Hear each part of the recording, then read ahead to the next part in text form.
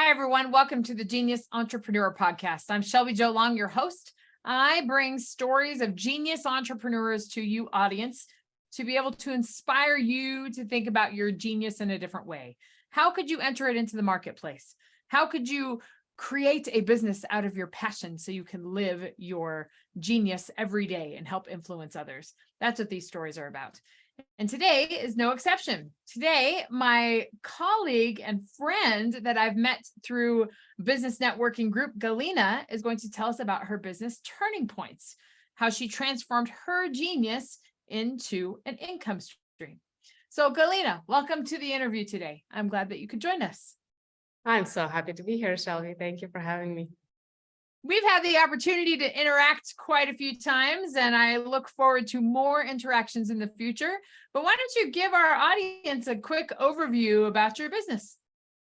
So my business is called Turning Point, and I provide coaching, consulting, training services to individuals and companies. And I named it Turning Point because everything I do, whether it's with people or with individuals, is I help them create that moment of change and going from something that no longer works for them to create something next that does. And I work with individuals in the areas of personal life. So I help them usually in three areas, either creating inner harmony, so dealing with stress, overcoming traumas, finding the keys to their fulfillment and living their purpose. I help them create harmony in their relationships through improving their communications, through really becoming more self-aware and communicate in a healthier way, and understanding the relationship dynamics depending on the context of relationships.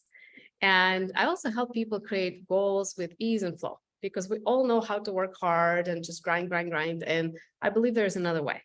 And that's what I implement in my life, and I help other people do in theirs. And since I also had lots and lots of background in corporate, and I worked in corporate, then I retired from corporate, then I came back to corporate. So now I'm actually blending the work of leadership and inner development and the readiness to change to support companies with change. So I help teams become more coherent, more collaborative. I help them overcome stress and burnout together. I help companies prepare their people for the change initiatives, for big pivots in the market, and support people so they can go through change with the least amount of stress and the least amount of friction to produce the business change and direction that business requires. So that's a little bit about me.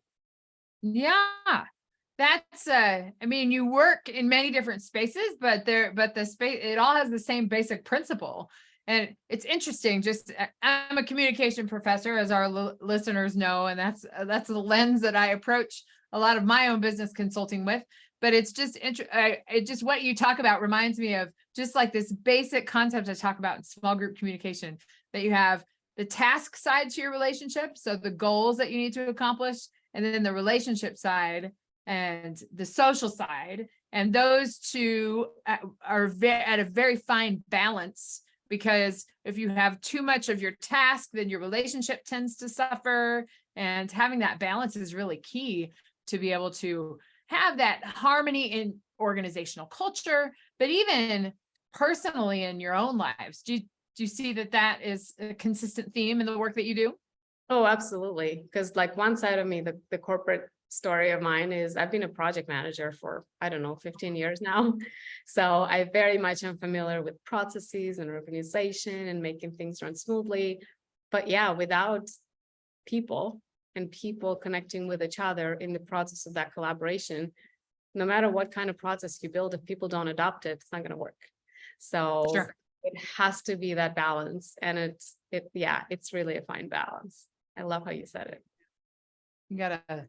It is a balance, and you have to work hard to do that. And that's really key. So talk to me about this. You said you were in corporate and then you got out, and now you're kind of getting back into it. Talk to me about the inspiration that you had to leave corporate and start something that, because you're a project manager and moving toward more of a business culture type of thing, so which are not mutually exclusive, but what was that inspiration to kind of step away? Well, my biggest inspiration for that part of my journey was the book by Tim Ferriss, 4 Hour Work Week. And yeah, it's a great book. Yeah, I read that book and I saw, oh, there is another possibility of life other than being in the office every day. And there is a big part of me that freedom is one of my core values. So I read that book. It's like, oh, that's way more me than me sitting in a cubicle. So it was a few iterations of creating that, but eventually I created passive income through investments that allowed me to step away from my job and not work for some time. And that was it. I just really wanted to spend my time doing what I want. I wanted to travel the world. I want to spend more time on my purpose and just really discovering, uncovering, and developing it. So in parallel with my tech career, I've been into coaching and personal development probably almost as long. And at some point it was a side hobby, and then it turned into a side business. And then at some point, income was taken care of by investments, so that I could dedicate all my time and space to diving deeper in the exploration of me and what I want, and also helping people, other people do that as well. It's funny when we take the time and kind of think, sometimes we get so bogged down, and you've heard a little bit about my story too, that we get bogged down in our industry, and then we think about moving up in the industry, and we think about all of the things that we have to do for that, and then we don't really think of a world outside of that. But our genius and what we think about gets kind of trapped in there, and you're almost in a silo, and then you're moving up, but you're not becoming more fulfilled. And so stepping outside of that silo is something that helps that. And then the money just flows from there, right? Yeah, for me, it was It takes some work, but yeah, the money flows sometimes in different speeds in different ways. But yeah, for me, looking back, I'm from Russia. I moved here in 2006 to the United States. And it was a lot of nice twists and turns to that journey. And when I came here and I set some goals and I achieved the goals, and I set some more and I achieved some more, and I noticed that my life fulfillment and my life happiness didn't change much. And then when I asked myself, like, what I want, what's my next goal? Like something that would actually inspire me, that would pull me forward, that's not just about another house or another car or another position. And for a year, I couldn't find an answer. I read all the books, I talked to all the people, I did all sorts of things by myself. And for a year, I couldn't find an answer. And I started feeling like close to being depressed. I was like, what's the meaning to it all? Why am I here? This is kind of boring. Like, I'm okay, like same, more of the same. Like, I need some change, but I don't know what I want. And then a friend of mine introduced me to transformational training that she went to in California. And I was living in Seattle at the time. So I flew there, and that's where I got to discover the inner world and how all these thoughts and feelings impact our life, and where fulfillment lies and where it's coming from. And when I came back there to volunteer as a small group leader, because it changed my life so much, when I was coaching other people in that group setting, in the transformational setting, I realized I've never felt as much fulfilled as I did then my whole life. And that's when I knew that something around transformation will have to be part of my life. That's where my fulfillment comes. That's where my passion lies. And that's when, shortly after, I heard about, oh, there is a profession called life coach, and you can get educated and you can help people with this and get paid. I'm like, that's amazing. I'll do that. So that's how I started in the transformational journey, in parallel of being in technology. And my interesting awareness came shortly after, when I looked at all of it, and I realized that it actually is all the same. And like, I was like, how is it like, you're asking that question, project manager, transformation, culture, like different, same? But what I realized, where my passion lies is in effective support for people and companies to get where they want. What does that mean? What is coaching? Coaching is, you find, a client in a certain part in their life. They're like point A, right? And they're like, oh, I want this point B. I want this money. I want this purpose. I want this relationship, whatever that is. And then as a coach, you help them discover the path to get there. And then you support them to walk that path so they achieve the result. Before being project manager, I was a system analyst and a business analyst. And in the software development world, that's the person that, for custom software, my job was to go to the customers, extract all their requirements out of their heads, put it in the documentation so that the developers could write the code. And what was the job of an analyst? Same thing. Got to talk to customers. Where is software now? What features do they want? What's the most efficient, best, smooth way to get there? And then you chart the path and then you hand it off. What's a project manager? Same stuff. You start a project, that's point A. You need to finish the project at point B. You get the plan, you get the resources, you put things in order. You don't actually do the work because the team does the work. And then they get there. So all my things that I've ever done, well, maybe except dancing, that's a separate story. But all of these professional things, they had all this trait in common. Like, I just love to get people from point A to point B, to the point B that's meaningful to them in the most efficient, painless, smooth way possible. Whether it's organization or personal relationships, it kind of doesn't matter. It's the same process to me on the high level, of course. Yeah. Well, that's your genius. You find those similarities in those projects, and then it's enhanced by that, looking internally and finding that fulfillment. And then you're just putting that into another place.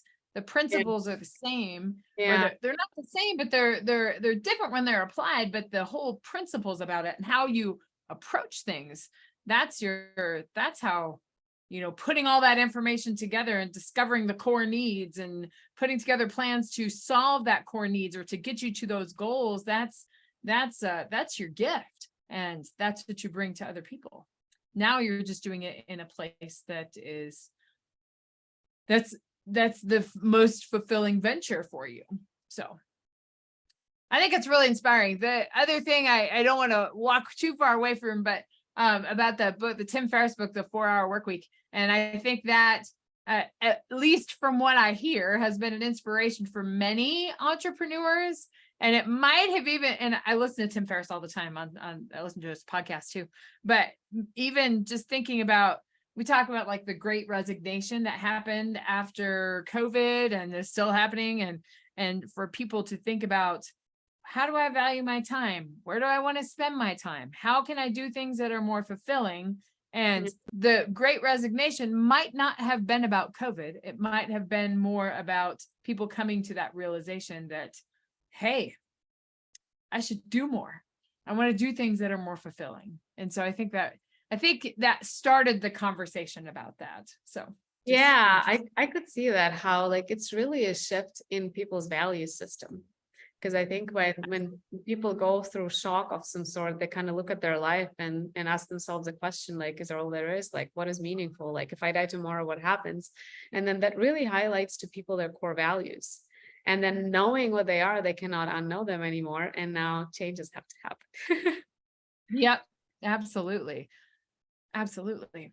So Galina, what has been the biggest lesson that you've learned in this journey of entrepreneurship? Is there one or two things that stick out that it was a challenge and you overcame it, and how your genius helped you get past those things? Do anything stand out to you?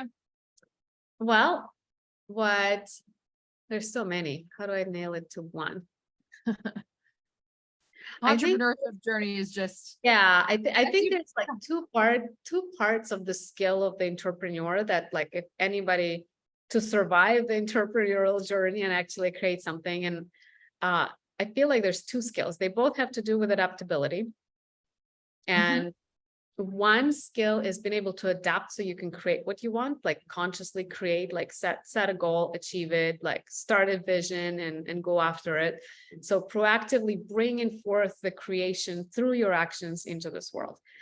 And then the second part is how to deal with challenges when things don't go your way.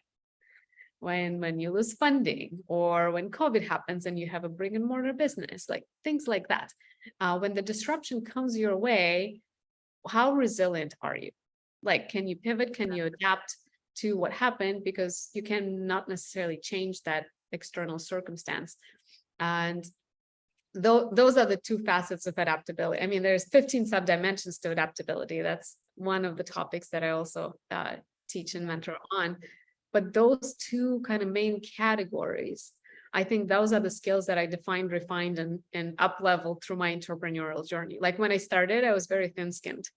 I would have one sales conversation and I would feel shy. And I was like, that's it. I'm not doing sales again. Right. And then after a while, it was overcoming the discomfort, stepping out of the comfort zone, like trying all these new things, completely different skill set than being in a job, because now you're the business owner, you're responsible for everything. And like a whole new level of leadership, a whole new level of responsibility. And that constant growth. Like to me, there's like two parts in this life that provides like the maximum growth inside ourselves is entrepreneurship and relationships. Those are the two. It's like you cannot not grow because otherwise it's going to fall apart. And yeah, that connection of like the inner and the outer to me was a very interesting kind of like rabbit holes that I go after almost every day. So true. All of those things, just the entrepreneurship journey and the being able to take rejection and being able to stand up and go perform, even though you just lost a big bit, like all of those things tie together. You know, you and I have talked about, you know, and what you do, teaching adaptability and resiliency. And a lot of it is in your communication, but it's also in how you respond to that and how you take that as a learning experience and move that forward, and how you can frame it in a way that doesn't destroy your confidence, because sometimes it's hard to get past those things, and you're not going to win every sales conversation. Yeah. You're just not going to, but you've got to keep trying. Otherwise you're not going to perfect it for that situation. Yeah. That's the most challenging. I've heard of two things, and that's probably one of the most challenging, is people moving into sales and when they're become an entrepreneur of their own genius, moving into sales, because you're selling you, and you're selling your genius, and you're selling your solution, and it's like truly stepping into what you're doing and selling what you're doing and putting a price tag on it, and that's scary for a lot of people. Yeah, and I think there's a certain level of vulnerability to it, because you're not just selling somebody's product, or you're not just like executing an operational task. You're putting yourself into the world, and the world might not like it. If you take it personally, it's going to be very hard. So right. Yeah. There's do you have any methods that you teach for that? I'm not trying to give away your tricks and give away all your coaching, but what would you say is a piece of advice for someone to develop that resiliency and adaptability? Well, there are a couple of things. One is our internal response is up to us. So the situation can be the same, and two different people will react, respond, and perceive it differently.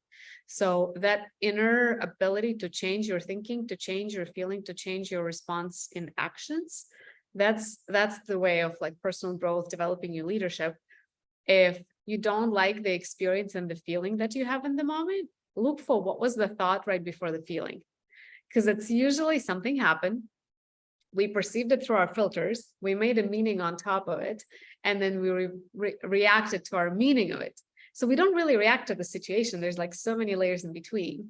So that like level of bringing kind of like a flashlight, right? Instead of just going on autopilot, like you freeze frame and it's like, oh, okay, this happened. I thought this, then I thought this, then I thought it means this, and now I'm feeling like shit. Then the question is, okay, if that's what the story you made up and those are the emotions that are the result of it, what's another story that's more empowering that you can choose to adopt that will produce greater results and greater, inner state of feeling of peace and happiness and more power. And that constant fine-tuning of the inner mindset, feel set, whatever you call it, all the combination, that's one aspect. And then there's another aspect, which is the biological part of stress. So when something happens and it shocks us, it affects our brains and affects our hearts. Our brain go into a specific brainwave pattern. Our heart goes into incoherence. And then it starts all sorts of chemical reactions in our bodies and the hormones of stress. So the ability to self-regulate, it's another aspect, because when we're in stress, we cannot think straight. We can't really make good decisions. Like our creativity goes out of the window. We can't collaborate because we become very self-focused. So your ability to withstand greater amount of stressors without being in a constant state of internal stress that's something that's trainable. And that's one of the aspects that I teach people to. I'm just making an assumption here. I'm making a leap. Does that connect to your performance, your dance stuff? It does. It does. So I do this dance. Well, I've done all sorts of dancing in my life. I started with ballet when I was 7 years old. Then I did ballroom when I was in high school and in college. And then I moved to the United States and I switched to salsa dancing. I've done that for 10 years. And at some point in my life, I discovered this dance. It's called Kizomba. And Kizomba is a partner dance, social partner dance, similar to salsa, bachata, which are more well known. And Kizomba is from Africa. It's from Angola. And it's this amazing, like the moment I discovered it and I truly got an experience of it, oh, like I stopped dancing everything else. So for the last Really? 10 years, like if I can dance Kizomba, that's all I do. If there's no Kizomba in the area and they only got salsa, sure, fine, I'll do it. But to me, Kizomba is the dance that gets me in such high state of heart coherence, brain coherence. It slows down my brain waves that get me out of the stress response. It gets me into my heart and out of my thinking. It gets me into, some dances would get me in like very deep meditative states. And, I can get to that state meditating, I can get to that state dancing. And like some of the dances that I had, they were just pure magic, like 2 hours on the social dance floor with a complete stranger where we both at the end are saying, what was that? And because we just went into that flow state and the time just slowed down, and the only reason we knew it was 2 hours because the DJ set switched and they switch every 2 hours. So we knew. So that to me, they're all different ways people get to that state of flow. My dad, for example, he gets to the state of flow fishing. That's his way of rebalancing. Like every Saturday he would go fishing, and it doesn't matter winter, summer, whatever. That's his way. Some people need space in nature. Some people need to play soccer like my brother. Some people need to dance. Everybody has something that they love that gets them in that flow state. And that's what's connected to the productivity, because productivity and flow state is one and the same. One and the same. Yeah. And gosh, that's so cool. And I think there's a performance element in there too, because you perform and then you can get in that flow state and reduce your stress levels and all that. Yeah. That's really cool. I think yeah.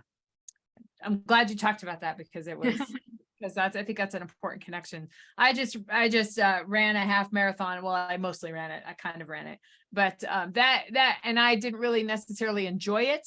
However, I did enjoy the time that was to myself, and I had a lot of inspiration when I was in the training, and it's something that I'm going to keep doing because it's something that keeps me in that zone. And I think that's important to be able to manage physically and mentally manage your stress. And whether it's fishing or running or dancing or, reading, whatever that is, it's a way to be able to bring you to that state of where you can perform at your highest level of creativity. So. Yeah. And I think to me, it's part of the skill set of like inner mastery, where my state does not depend on the external circumstances. Obviously, they will have an impact. We're all human. But the more I train those internal skills to get myself back to balance when something happened, the faster I can snap out of it, the faster I get to the balance state so I can do what I need to do. And there's like a lot of research has been done by Heart Math Institute that has been studying the science of heart coherence and its impact on our performance and our mental state and our intuition. And what their study shows is that high coherence can be trained and it can be changed as a baseline. So for the people who are constantly in like chronic stress, there is a set of practices that you can do to change that on the biological level. So the part of your brain called amygdala that kind of returns you to the default familiar settings, instead of returning you to worry, it's going to return you to peace. And all of that, like, it's not a talent. It's not something we're born with. Like, you can develop it very easily. It's not hard, and it does not take a long time. And I imagine that working with you would make that go a little bit faster. Well, I like things fast. That's true. Yeah. Absolutely. Help that process along. Yeah. Oh, that's great. Galina, I always kind of finalize the interview with asking what advice you would give to, we've had a lot of pieces of advice here, but from you, there's so many great nuggets about the freedom and harnessing your flow and creativity. But what if somebody is thinking about creating a business out of their internal foundational genius and they want to create a life of freedom? What's the one thing that you would tell them, or two things? That we don't have to limit it to one. Well, number one, start with your vision, but that's common. Really what it is for me, if I look back, what were the things that made the biggest difference? A lot of us, number one, a lot of us are freaking perfectionists. We want to get it all known and defined, and we're also control freaks. We want to know everything ahead of time, and we want to have a guarantee in life, and it doesn't work in entrepreneurial journey. So the faster you can let go of being a perfectionist and know everything ahead of time, and you can just go and do it. Usually sometimes when I sit with that part of myself that say, no, one more tweak to that video before I post it, I remind myself, better done than perfect. Just better done than perfect. You want to get my first coaching client, just go get it. You want to get a first speech, just go and get it. Figure it out. Like, do it once, get one customer, get one client, get yourself in front of people so that you can start getting the feedback loop, because we never know what our business is going to be about until we start interacting with people. That was one of my biggest things. I would go and I would kind of be in my own little world, creating something awesome. And then I'm going to go to the world saying, hey, look. And the world is like, yeah, we don't care. And it's like, meh, back to the drawing board. But if I would just put something, version 1 out there and say, okay, how does that land? And people's like, nah, I don't like this part, but this one looks really good. And then the universe, the flow, the feedback from your customers, they will direct you towards what's your genius. And you'll refine that genius in the process. You'll never know it ahead of time. So my 2 pieces of advice is let go of your perfectionist, better done than perfect. And second, understand that clarity and progress, it's iterative. Like now in project management, they call it agile project management for the spaces that have a lot of unknowns. It's the same for entrepreneurship. You cannot do waterfall business model for entrepreneurship. It does not work. And so just do it imperfectly, go make mistakes, learn from the mistakes, go do it again, do it again, do it again. And then you'll discover what it is really for you. And even for me, it's still an iteration. I'm not done. I probably will never be done, but it's a journey. Yeah. You're a creator, you're an architect, you'll keep going. So no matter what.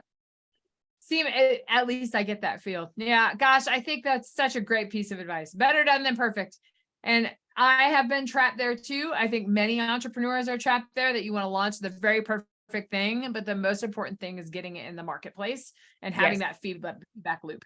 That I think that is absolutely critical, because millionaires are not made overnight. It takes a lot of planning and a lot of feedback to be able to create that stream. So I think those so many nuggets of wisdom in this podcast, but I think that is a key. Pick a launch date and just do it. So because then you need feedback. And let go of the attachment to the outcome, because it will never turn out how you plan. Sometimes it turns out better. That's that's probably as important as just do it. So yeah, good piece of advice. Well, Galina, where can our audience find you? I'll include your website and your LinkedIn in the show notes, so they have a connection to that. Beautiful. Yeah, my website is turningpoint.pro. My LinkedIn is Galina Lipina. But now you can find me pretty much almost everywhere. I have Instagram, I have Telegram, I have YouTube. So you can just search for Galina Lipina, and you'll probably see 2 of me, one in Russian, one in English. So pick your language and you can subscribe to me there. That's awesome. Well, Galina, thank you for coming to the interview today. Do you have anything new and exciting coming up for you, coming up that you want to talk about, or what's the next thing that we should be looking for before we sign off? Yeah, I've started producing way more content for LinkedIn. So I have spent the last 3 months really putting my attention on Instagram and YouTube and my Telegram channel. And I'm now kind of getting some of my attention onto LinkedIn. So for the videos as it relates to business, teams, leadership, please go to LinkedIn. For all the personal stuff, please go to the other channels. And yeah, I will just be creating more content, doing more webinars on this topic. So watch out for that. And yeah, I'm excited to interact with those of you that will cross paths with. That's great. Well, we will be on the lookout for it, and I'll make sure all those links are posted, and we'll get people, the awareness is key. So I thank you again, Galina, for coming to the interview today and sharing your wisdom. I love all the intersections with what we do and in our businesses. I know that there's future relationship there between our businesses, because we just so much synergy already. So I appreciate that, and I'm excited to see what's next for you and your business. Thank you. Thank you, Shelby, for having me. It's been a pleasure. Of course. And to all you listeners out there, thank you for listening to another story about someone who has created a business out of their genius. Hopefully you were inspired to think about your genius in a different way. And remember to subscribe and to tune in to the Genius Entrepreneur podcast when you have a chance. And we'll see you next time.